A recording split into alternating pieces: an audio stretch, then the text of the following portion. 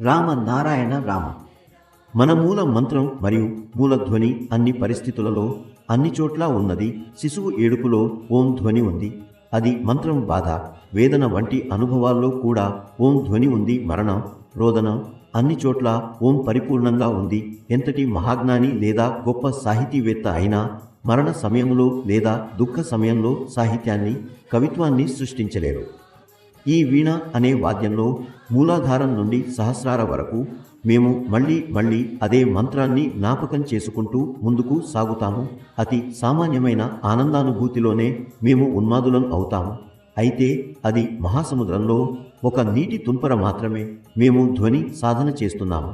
ఇది సమాజ శ్రేయస్సుకు దోహదపడుతుంది. మేము అన్ని సంప్రదాయాలను, ఆచారాలను విడిచిపెట్టి ముందుకు సాగాలి. ఎందుకంటే ఇవే మనకు సంఖ్యలు. ఏకైక లక్ష్యం సంపూర్ణ విముక్తి పొందడమే. ఈ మంత్రధ్వనిని కీర్తన గానంతో జ్ఞాపకం చేసుకుంటారు. యజ్ఞాలు, పూజలు, పండుగలు, అనుష్ఠానాలు నిర్వహించబడతాయి. ఇవి గానం చేయబడే పాటల వలె కొనసాగుతాయి. ధ్వని, స్వరము పరిపూర్ణంగా కలిసినప్పుడు మాత్రమే ఇవి ముగుస్తాయి.